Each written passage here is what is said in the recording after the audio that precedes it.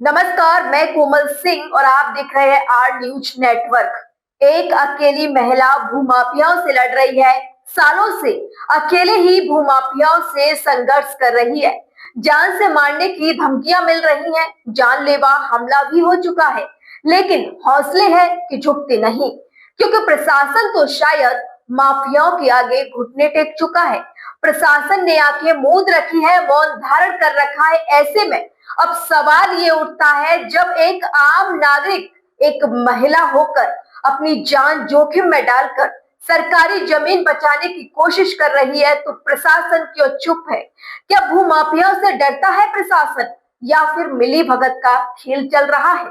माफियाओं के प्रति जीरो टॉलरेंस की पोल खोलती ये स्टोरी आपको जगाने वाली है, चेताने वाली है कि एनी टाइम आप अपने आसपास हो रही घटनाओं को दाएं बाएं मत कीजिएगा, माफियाओं के हौसले बुलंद मत कीजिएगा।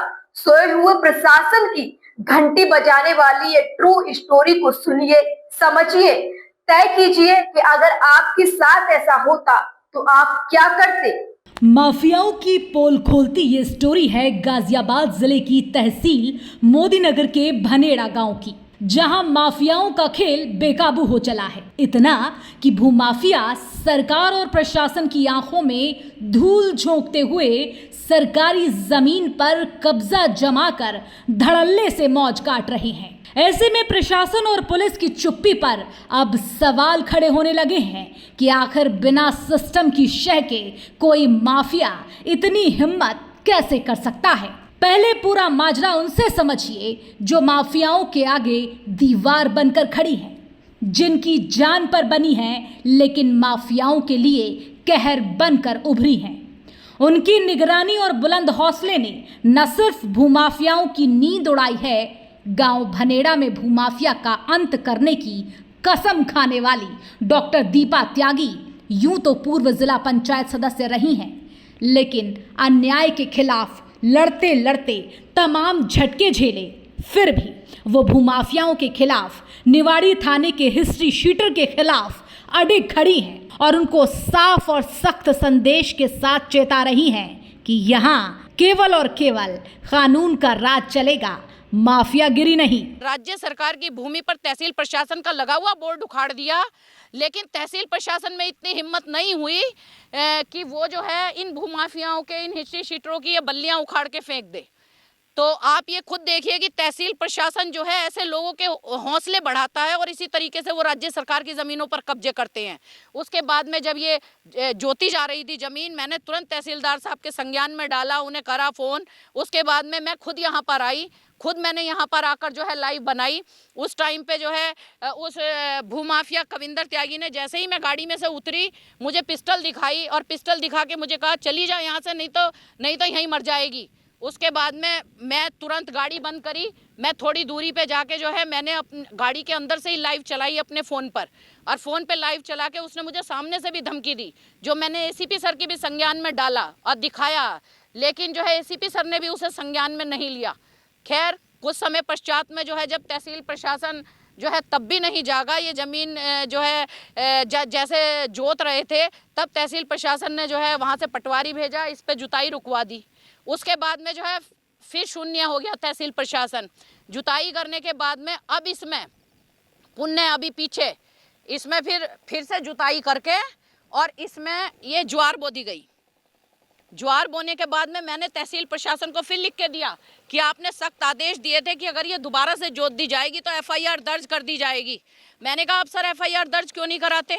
तो माजरा आपको शायद कहीं हद तक समझ आ गया होगा। अब कहानी की परतों को उधेड़ेंगे, एक एक कर ये बताएंगे कि जहां एक तरफ योगी सरकार भूमाफियाओं की कमर तोड़ने की बात करती है, तो वहीं दूसरी तरफ यूपी के गाजियाबाद जिले में मोदीनगर तहसील के भनेड़ा गांव की ग्राम पंचायत में भूमाफियाओं के हौसले इतने बुलंद हो जाते हैं कि राजस्व की जमीन पर दूसरी बार कब्जा किया जाता है। तब जब प्रशासनिक अफसरों की मनमर्जी चल रही हो, तब जब मामले की जांच हो चुकी हो, तब जब निष्कर्ष तक पहुंचा जा चुका हो, जब पंचायत का पैसा जो कि राजस्व की जमीन का था उसे मिल चुका हो, तब जब सरकारी जमीन सरकार की हो चुकी हो, और तब जब अफसोस ये होता है कि एसडीएम बदले, काम बदला और फिर से जांच करने की बात कह दी जाए, दोषियों पर कार्रवाई ना होकर उनकी पौ बारह करा दी जाए,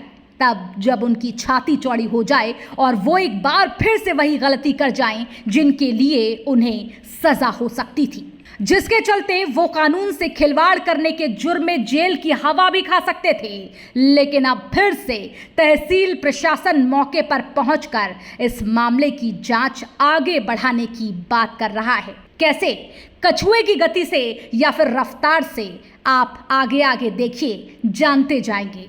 सवाल उठना ऐसे में लाजमी है कि क्या पहले जो जांच हुई और प्रशासन का जो बोर्ड लगाया गया इस जमीन पर, और जिसमें यह साबित हो गया कि भनेड़ा की यह जमीन राजस्व की है, सरकार की है, तो क्या वो जांच जो की गई थी वो फर्जी थी? प्रशासनिक अधिकारियों ने ठीक से जांच नहीं की क्या अधिकारियों की लापरवाही रही इस जांच में? और क्या एसडीएम लिखित में ये प्रूफ दे देंगे कि पहली जांच सही तरीके से नहीं हुई, इसीलिए फिर से जांच कराई जा रही है? इन तमाम सवालों के साथ अफसोस की बात यह है कि कहानी यहीं से एक नया मोड़ ले लेती है, ट्विस्ट लेती है, और पूरा मामला भनेड़ा गांव की ग्राम पंचायत की जमीन का ज्यों की तरह मुंह बाए खड़ा हो जाता है, इस बार और भी गलत शक्ल में। कैसे? अब वो समझिए। क्यों सरकारी जमीन पर लंबे समय से भूमाफिया हिस्ट्री शीटरों का कब्जा चला आ रहा है?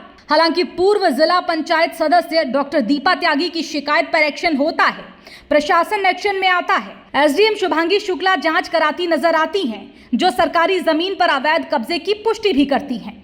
इसके बाद तहसील प्रशासन और ग्राम पंचायत एक्शन में आकर अपनी कार्रवाई को अमल में लाता है। राजस्व की जमीन से कब्जा हटवा दिया जाता है।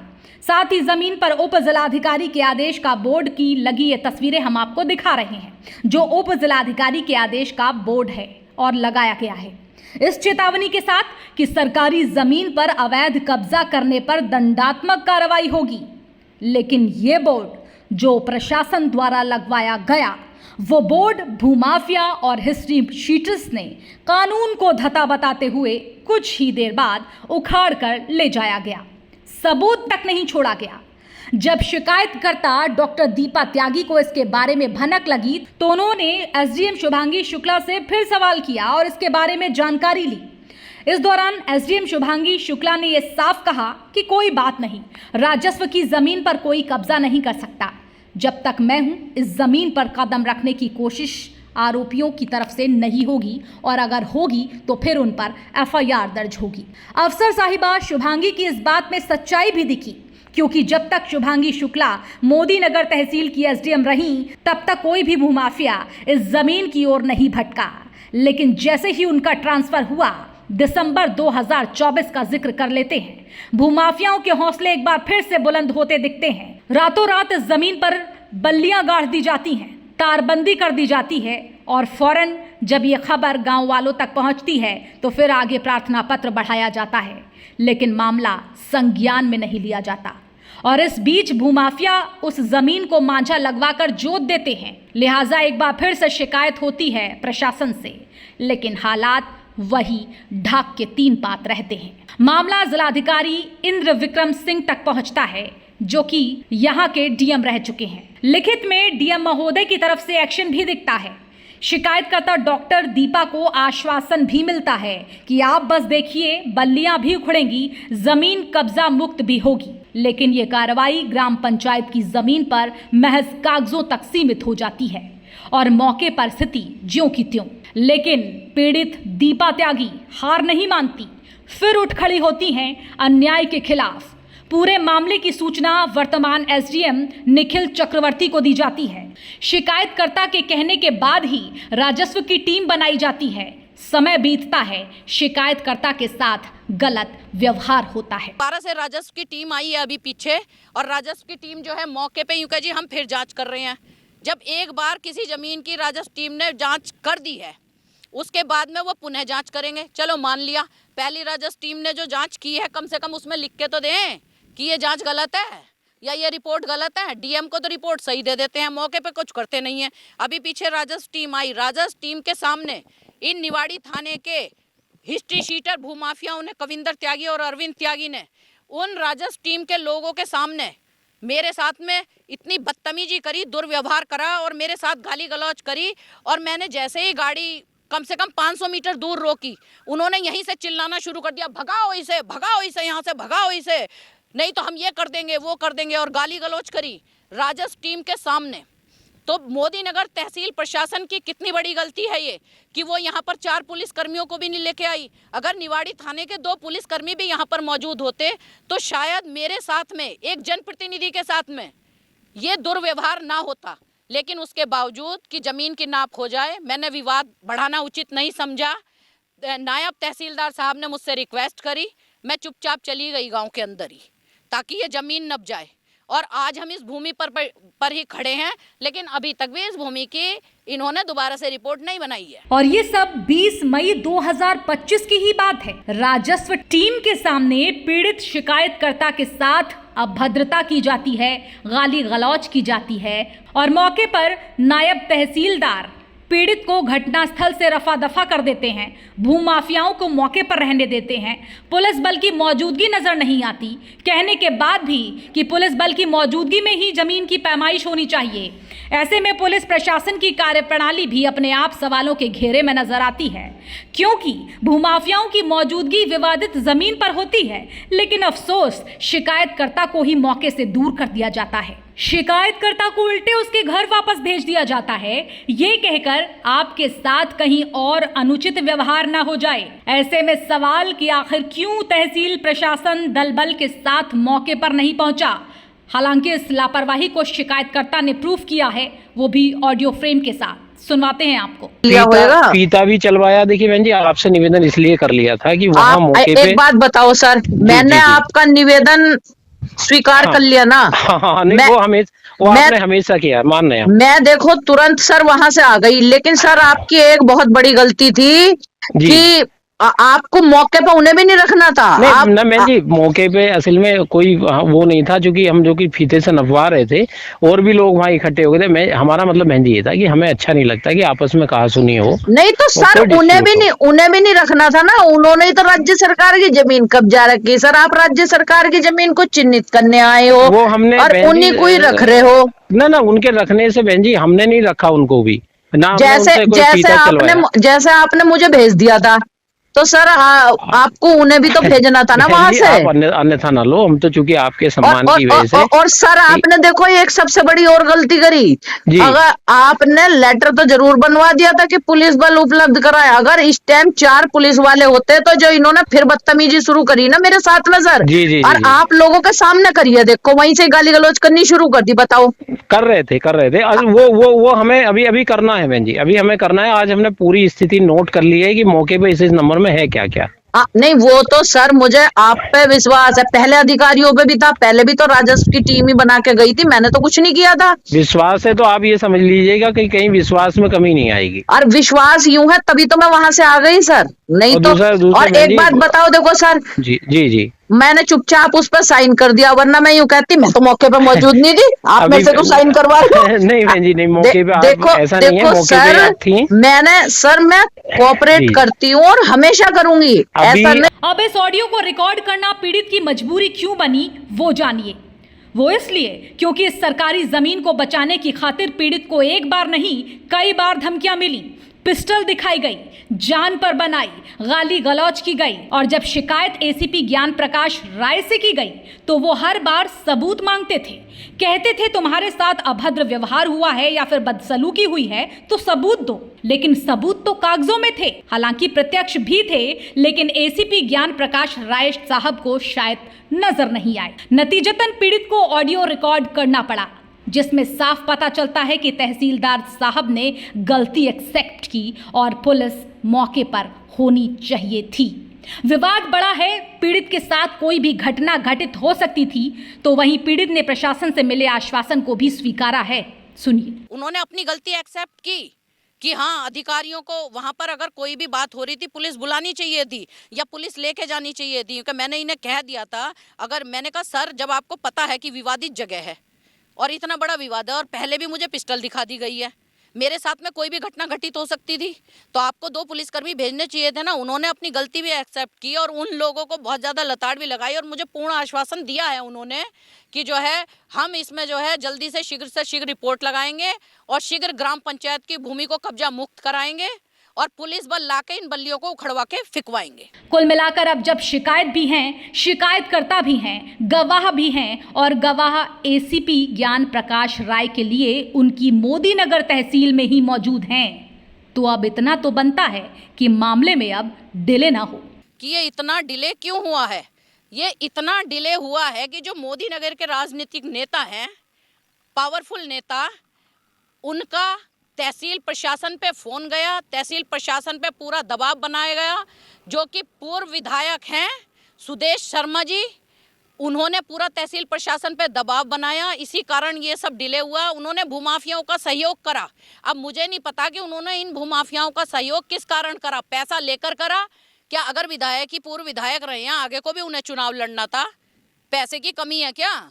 और उन्हें ये नहीं पता कि ये निवाड़ी थाने के एक बार गाँव के लोगों से तो पूछ लेते, उन गरीब लोगों से तो जानकारी ले लेते जिनके बिटोड़े तहस नहस किए थे। वो पूर्व विधायक रहे हैं, क्या उन्हें अपने क्षेत्र में उन हिस्ट्री शीटरों की बात सुन के तुरंत फोन कर देना चाहिए था? क्या गांव के 4 लोगों से वार्ता नहीं करनी चाहिए थी? बताइए आप मुझे। तो ये सब जो कारण था, ये उनके कारण था और उनकी कॉल रिकॉर्डिंग मेरे पास में मौजूद है, वो मैं आपको दूंगी। और ये मोदी नगर शहर की जनता का गाजियाबाद तक उनकी आवाज को पहचान जाएगी कि वो आवाज किसकी है। अब जरा रुख दबाव की राजनीति का भी कर लीजिए। ये किस कदर काम करती है वो जान लीजिए। क्या क्या करती है आपने सुना, और अब आपको पूर्व विधायक सुदेश शर्मा के साथ पीड़ित डॉक्टर दीपा त्यागी की एक बातचीत का ये अंश सुनना चाहिए। भाई साहब एक बात पूछनी थी जी। मैं भाई साहब भनेड़े के किसी मामले में फोन करा था क्या? हाँ मैंने करा था, इनका ही था, वो तुम्हारे परिवार का कोई जमीन नपने का मामला था। वो भाई साहब राज्य सरकार की भूमि है भाई साहब, और उसकी बहुत टाइम से वो शुभांगी शुक्ला जी ने भी मुक्त कराई थी और वहाँ पे ग्राम पंचायत का बोर्ड भी लग गया था और वहाँ पे गरीबों के बिटोड़े इन लोगों ने तहस नहस कर दिए थे, वो प्रमुख साहब ने लगवाए थे भाई साहब। अच्छा, वो तो बहुत टाइम से चल रहा है भाई साहब मामला। चलो तो ना पड़ना चक्कर में आप ये ना पड़े उसमें बात है। अरे तो इनका ही फोन आया था आपके पास में, कालू कविंदर का या किसी और का आया था? कालू कविंदर का। वैसे तो पूर्व विधायक जी मामले में पूरी तरीके से इन्वॉल्व नजर आते हैं, दबाव की राजनीति करते नजर आ रहे हैं, पीड़ित के परिवार का मामला भी बताते हैं, लेकिन मामला राज्य सरकार की जमीन से जुड़ा था, प्रशासन से जुड़ा था, इसकी जानकारी तक उन्हें नहीं है। और जिससे वो वाकिफ हैं वो हैं माफिया और हिस्ट्री शीटर, जिनकी बात मानकर, जिनकी फोन पर सुनकर तहसीलदार को फोन घुमा दिया जाता है, तब जबकि माफिया अपनी धौंस जमाकर सरकारी जमीन को कब्जाए बैठे हैं और जनाब पूर्व विधायक जी उनका फुल सपोर्ट करते नजर आते हैं। बजाय पीड़ित के संघर्ष को जाने, बगैर उनसे बात किए, बगैर गांव के लोगों की सुने और मामले में पूरी जानकारी लिए। हिस्ट्री शीटरों के नाम भी उन्हें पता है, जिनसे न केवल माननीय ने बातचीत की है बल्कि तहसीलदार से बातचीत कर पूरे मामले को दबाने की कोशिश भी करते नजर आए हैं। हाँ तो भाई साहब बस ये एक बार भाई साहब आप मेरे से पूछ तो लेते हैं। अब मुझे क्या पता है भाई साहब, फेसबुक पे सोशल मीडिया पे हर चीज डलती रहती है। मैं सोशल मीडिया और फेसबुक पे मैं कभी नहीं देखता, मैं अपने वाले को नहीं देखता। उन्होंने मुझे फोन किया था कि भाई साहब हमारी गैल गलत ना हो गए, सही वो हो जाए ना, पर मैंने कहा ठीक है मुझे मैं बोल देता हूँ। तो मैंने एक फोन ही करा, बस मैंने कहा ठीक है। सही ने डीएम को वो एसडीएम को करा, तहसीलदार को कहा था, मैंने कहा जो जायज है वो करना। वो तो फोन भी तो इस टाइप का ही करा था, जो जायज है वो करना। मैंने कोई ऐसा वो नहीं डाला किसी को प्रेशर कभी कोई। अब आपने बता दिया करने को। नमस्ते भाई। तो फिलहाल पूर्व विधायक साहब मामले से अनजान हैं, निवाड़ी थाना क्षेत्र के अपराधियों की लिस्ट से भी शायद अनजान हैं जो थाने में लगी है। शायद उनका वास्ता ही ना रहा हो, वो ये कह सकते हैं। लेकिन सुदेश शर्मा जी सोशल मीडिया में जागती सोती जिंदगी और उनकी खबरों से अनजान हैं। हो सकता है कि मोदी योगी सरकार के डिजिटल अभियान से भी जनाब अनजान हो, चीखती चिल्लाती परेशान होती जनता से भी हो सकता है वो वाकिफ ना हो, तभी शायद ऐसे रवैये से मुतमईन हैं पूर्व विधायक साहब। लेकिन इस खबर को जानने के बाद अब उनका जागना तय है, सोशल मीडिया से भी अब उनका मुखातिब होना तय है और अब तहसील प्रशासन के आश्वासन को आपको सुनाना और चाहेंगे और बताना चाहेंगे कि अभी दीपा त्यागी के साथ और इस सरकारी जमीन के साथ इंसाफ होना बाकी है। कि जमीन से तो मुझे राड ही नहीं है सर। अब रिपोर्ट के लिए बहन जी हमने पूरी बात समझ ली, नक्शे से चारों तरफ 2 घंटे 3 घंटे एक्सरसाइज भी की हमने, आप भी उतने समय दे। सर आपने भी की, पहली राजस्व टीम ने भी बेचारों ने तो यूं कही थी, उन्होंने तो 2 बार ही हुआ। पहले तो मैंने पूरा तालाब नपवाया था, हाँ। पहले तालाब की पैमाइश हुई थी, उसकी रिपोर्ट आपके पास में, उसके बाद में फिर इसकी नपाई हुई, दोबारा पूरी राजस्व की टीम इसे नापने आई, तो एक बार तालाब की करने आई, एक बार इस भूमि की आई। हाँ, उन्होंने भी कम से कम सुबह से शाम तक लगे रहे थे इसमें। सारी चीजें आपकी समझ में आई जाएंगी, रिपोर्ट्स पहले भी देख लेना, अब क्या सारी मौके पे देख ली हमारे पास है और हमने खुद भी समझी है चीजें ना। हाँ।